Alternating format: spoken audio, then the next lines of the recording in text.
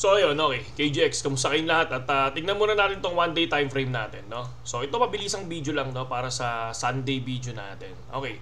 Kung mapapansin natin, no, si BTC is above 101k natatapos yung candle niya. Still, para sa akin, medyo maganda-ganda pa to. Yes, kahapon, naglalaro sila kahapon.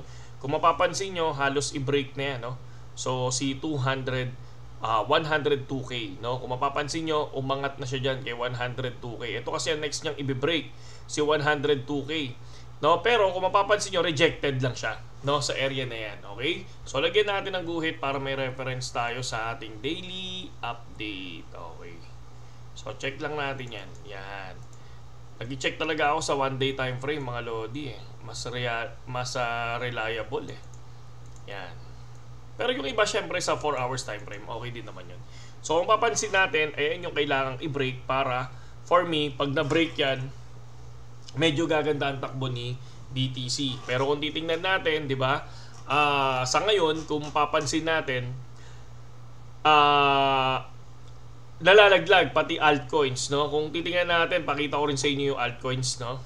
Mga altcoins, katulad na lang ni ETH na lang yan, ETH.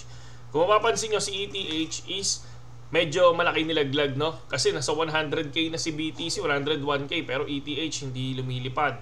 Kumbaga, outperform, no? Ako, hindi ko lang naman dito, simple lang. Kumbaga parang wala pa dito yung investment, eh, 'di ba? Sa mga altcoin na kay BTC pa lang. Okay? So next, ano yung next nating titingnan dito?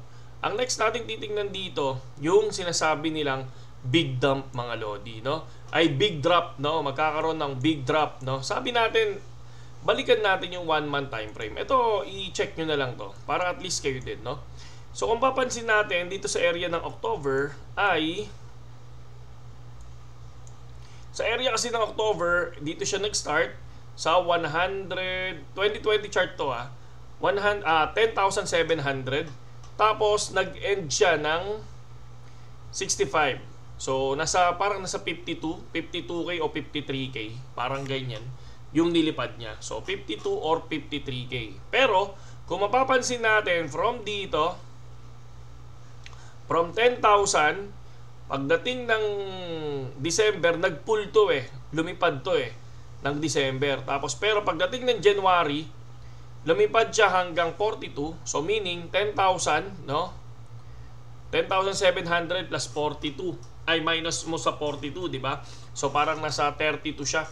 So 32k. So tingnan natin dito, pagdating dito sa area na to, sa 1 month, ito lang, ano lang to, reference lang natin. Sa 1 month time frame, nag-start siya dito sa 59.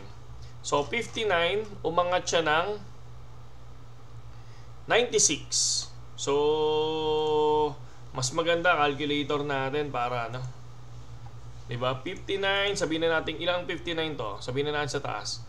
98 98,515. Sabihin natin 98,515. 98,515. Tapos dito sa ilalim niya ay 59,250 minus 59,250. 39,000. So dito sa area natin, ilan yung isa? 32. So sa 32 na yan, kung mapapansin nyo, parang nung nag-32, di ba nung di ba 39 yan? So 104. Nagkaroon ng big drop hanggang 90. Tama? So nagkaroon siya ng big drop hanggang 90, tulad na nangyari dito. Pero January na yun nangyari. Kaya lang, tulad nga ng sinabi ko, yung area na yun, yung mismong amount na yun is nangyari siya January. Sa atin kasi, nangyari siya December. Nangyari siya December, yung mismong big amount na yun. Kaya possible, hindi naman kasi tulad nga ng sinabi natin, hindi naman lahat pataas, di ba? Hindi naman lahat pataas, hindi naman lahat bababa. Talagang may ano yan, talagang masyadong malaki yung magiging galaw ng Bitcoin, no? Dahil sa institution, 'di ba? Tulad ng sinabi natin, malalaking company na 'yan. No, sabi nga natin, sila yung mga bagong whales, no? No, dati mga retail lang pero ngayon sila na yung mga bago, 'di ba? So sila din ang magpapadump niyan, sila yung magpapataas, sila yung magpapadump. Pero para sa akin, maganda yung nagkaroon tayo ng daily candle dito sa above pa rin, no? Kung titingnan nyo yung ginuhitan natin, nandiyan pa rin siya, di ba? For me, dyan maglalaro yan from 101 hanggang dito sa area na to, 99. Dyan maglalaro yan, mga idol, no? So far napaka-safe pa rin. Ako medyo nag-negative tayo sa spot trading. Ito naman yung inaabangan ng lahat, di ba? So pakita lang natin yung asset natin sa spot. Okay. Ito yung asset natin sa ating spot, okay? So ngayon, positive 5.7 tayo, pero kung titingnan natin, dito ngayon ay negative 500 tayo sa ETH. Negative 500, pero kung titingnan naman natin sa total PNL natin, mga lodi, no? Analysis, ayan. So ito siya. So today, negative 2,300 daw tayo. Pero yung mismong total asset PNL natin is 89,000. Okay? So meaning, ito pa yung kinikita natin kay ETH. Ayan. Yung 89K na yan. So versus dito. Kaya nga sabi nila, sa akin, may nagtanong, no? Kung titingnan nyo yung Facebook page natin, comment lang kayo dito sa Facebook page natin, mga lodi. Yan. So, eto, no? Nagkaroon ako ng paalala dyan kagabi. Tapos may nagtanong Sabi niya, sa New Telegram wala pa tayong sa New Telegram hindi pa ako gagawa ng Monday, no? Or basta pinag-iisipan ko pa siya, pero gagawa ako, no? Tulad nga ng sinabi ko sa inyo, ready nyo lang, no? Dapat yung link na gamit nyo, no, sa platform is BitGet, mga lodi, no? So gamitin nyo din yung kay Dr. Momentum or yung sa akin. Ganun lang yun. Kasi nag-usap kami ni Dr. Momentum, nag-PM lang din ako sa kanya kasi nakita ko informative, ang ganda ng mga niya, no? Ang ganda ng mga content. Sabi kong gano'n, gagawa ako ng Telegram, baka gusto mong sumali. Di ba? So malay nyo, makasama natin si Dr. Momentum, di ba? So pwede nyo din gamitin yung link ni Dr. Momentum, and after nyan, pag gumawa na tayo ng Telegram, syempre sasalain natin yan. Bago pumasok yung mga natin doon, mga members, syempre ibibigay ninyo yung UID ninyo, no? Yung UID, ito yan, mga lods. Yan, ito yung UID. Once na binigay nyo sa amin yan, matatrack namin yan kung under kayo ng link natin. So ito, itong webinar, itong itong gagawin nating Telegram, ito yung magandang Telegram na parang tropa Telegram talaga, no? So, open naman lahat ng knowledge dyan. Kahit kayo, pwede kayo mag-share. At kami, tulad ng sinabi ko sa inyo, no? Kung ano lang yung ibinigay ko, kunyari ako, kung ano yung binigay ko, yun lang yung gagawin ko. No? Kasi ako, mas naniniwala ako sa sarili kong TA kaysa sa TA ng iba. No? Mas naniniwala ako doon. Mas naniniwala ako na kailangan ko nang mag-exit ng 4,500 or 5,000 sa ETH. Kaya ito, sabi niya, what if bumaba pa, Lod? Saan ka mag-exit? 3.5. Di ba? So, ganun lang din kasimple. Pwede din ako hindi mag-exit ng 3.5 kasi ang laki pa niya, no? Ang laki pa bago ako mag-break even. Di ba? Mag-break even ako sa 2.7. Pag bumalik ng 2.7 si ETH, break even. Wala akong kinita doon. Okay? Ganun ang mangyayari sa akin. Okay? So, hindi ako talo doon. Ganun yung mangyayari sa akin. Kaya tandaan nyo, ito lang ang tandaan nyo, mga lods, no? Sa mga bago dito, no? Yung ginawa ko yung investment ng November, hindi dahil gusto ko lang, no? Kundi dahil ipakita sa inyo, no? Para matuto lang din ako, no?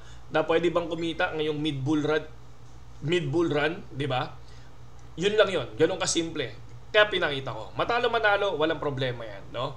As an influencer, alam nyo kung saan namin kinukuha yung pinang-i-invest namin. Alam niyo yan, di ba? So, in-explain na natin yan, okay? So, next, no? Sabi nila, Diamond Hand, no? For me, etong area na to, sa mga bago, kung ngayon kayo papasok, no, sa crypto, medyo kakabahan na kayo niyan. Nandiyan na yung lagi kayong tingin ng tingin, no? Pero kung kaya nyo mawala yung pera na yan, yung iba, no? Para sa akin, ako hindi ko kaya mawala yan, yung 400k. Hindi ko kaya mawala yan. Kaya ang ginagawa ko dyan, syempre, at least medyo nakabuelo na tayo, may 89k na tayo. So, etong 89k, kaya ko mawala yan. No? Pero yung pinuhunan ko, hindi. No? Hindi ko kaya mawala yan. So, eto, goods lang ako dyan. masiro yan, walang problema yan. Kasi at least natuto tayo dyan, 'di ba? Na dapat pala nag-exit na tayo ng ganito. Dapat pala nag-exit na tayo ng ganyan. Dapat pala hindi pa tayo nag-exit. Yun yung matututunan natin dito sa mid-bull run investment ni KGX mga lodi, no? Ganun naman tayo eh. Hindi naman ako nag-invest kasi 'di ba? Para matalo lang, hindi. Or para para manalo lang eh. Hindi, para matuto din ako ngayon, 'di ba? Kasi ito yung mga magiging reference ko soon, no? Sa susunod. Kung masusunod yung cycle, kung magkakaroon ba ng 2026 bear market at makakabili ulit tayo ng mababa, 'di ba? So ganoon lang kasimple. Pero ako ang inaabangan ko diyan muna, syempre, the big drop, no? Pangalawa, yung bear market ulit. Okay?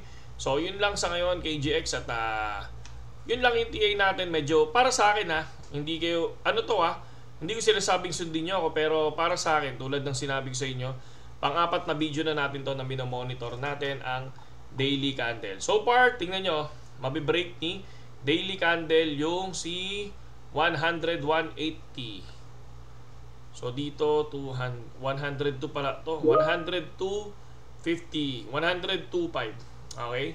So yun lang. KGX at mabuhay kayong lahat. Happy Sunday sa inyong lahat. Ako, tulad na sinabi ko sa inyo, hindi muna ako mag-future kasi medyo delikado. Grabe si BTC, no? Grabe si BTC sa ginagawa niya. Kung mapapansin nyo, pag nag-drop si BTC, drop ang mga altcoins at ang lalaki.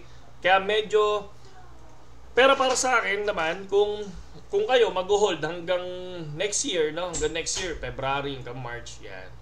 Pwede naman mag-shopping. Ako nga, naka-shopping ako ng ETH, di ba? Tulad ng sinabi ko sa inyo, ito yung ating shopping. Para makita nyo lang. So, nag-positive 700. Hindi. Negative 600. Ayan, ito yung shopping natin, si ETH. Worth 400,000. Okay?